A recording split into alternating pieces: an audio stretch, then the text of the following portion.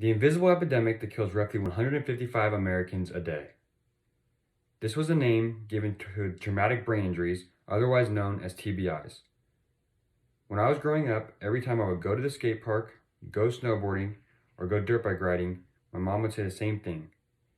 She would tell me to be careful and to make sure I wear a helmet, and most of the time I listened. She did, however, have good reasoning for constantly stressing the importance of wearing a helmet, and here's why. The Brain Trauma Foundation, Retrieve 2020, states that TBIs are the leading cause of death and disability among Americans aged 1 through 44, and that around 2.5 million U.S. citizens sustain a traumatic brain injury every year. I will firstly be going over the most common forms of TBIs, and secondly, explain the ways that these injuries may be reduced or prevented. How do these injuries happen? Let me tell you about the 5 most common types of TBIs. Firstly, what are the 5 most common types of traumatic brain injuries? The following 5 TBIs were retrieved February 20th, 2020 from a list on the Brain Injury Alliance Utah website. The first and most common type of TBI is a concussion and is caused when the brain receives trauma from an impact or sudden momentum or movement change. As reported by an article written by Paulina Dadaj on the Fox News website on February 26, 2020, there has recently been a growing number of people suffering head-related injuries due to a new challenge on the social media platform known as TikTok. The challenge, or prank, is being called the Skull Breaker Challenge, and in the article it includes information about an Arkansas teen who suffered a concussion after his friends decided to do the challenge on him. Returning back to what was gathered from Brain Injury Alliance Utah, the second type of TBI is a contusion, which is a bruise on the brain that can be caused by a direct impact to the head.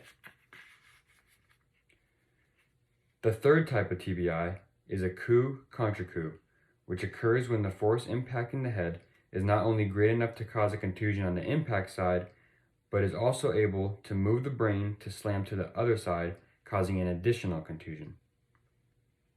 The fourth type of TBI is known as diffuse axonal and can be caused by shaking or strong rotation of the head, resulting in the tearing of nerve tissues throughout the brain. The fifth and final TBI is penetration and is the result from the impact of a bullet, knife, or other sharp object that forces hair, skin, bones, and fragments from the object into the brain. Now that we know of the different types of TBIs and what causes them, we can look into the multiple ways we can reduce them.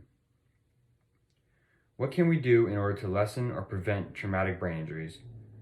The following methods for TBI prevention were retrieved February 20th, 2020 on the Shepherd Center website. The first few methods for TBI prevention all involve vehicles, which are an integral part in these types of injuries. The first method for TBI prevention that directly relates to vehicles is to always make sure to wear your seatbelt when operating or riding in a vehicle. The second is to never drive under the influence of drugs or alcohol or get a ride from someone who is under the influence. The last method that pertains strictly to reducing TBIs that involve vehicles is to limit the amount of distractions to as little as possible while driving a vehicle by avoiding things like texting or using your cell phone.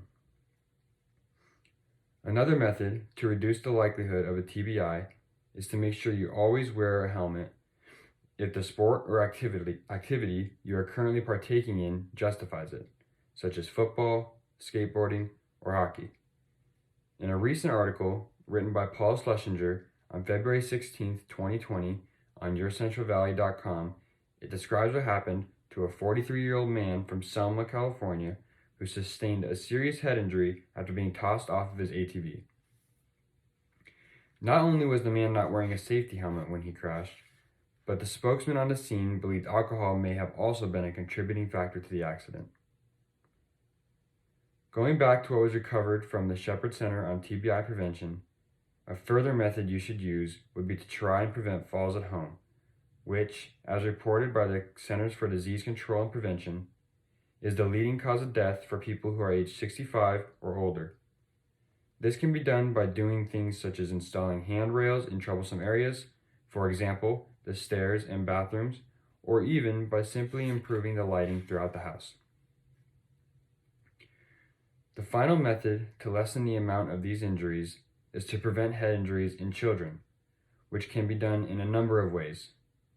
You can do this by using safety gates to prevent access to dangerous areas, corner cushions to baby-proof furniture that could cause injury, or by using non-slip bath mats in bathtubs. In conclusion, we have gone over what the 5 most common forms of TBIs are and what causes them, as well as a number of ways these injuries can be prevented. Although traumatic brain injuries are a leading cause of death in the country, we have learned that a good portion of these TBIs are avoidable if we follow a few simple steps. Now that you know these steps, ask yourself, have you or someone you know ever had some form of a head injury that could have been prevented?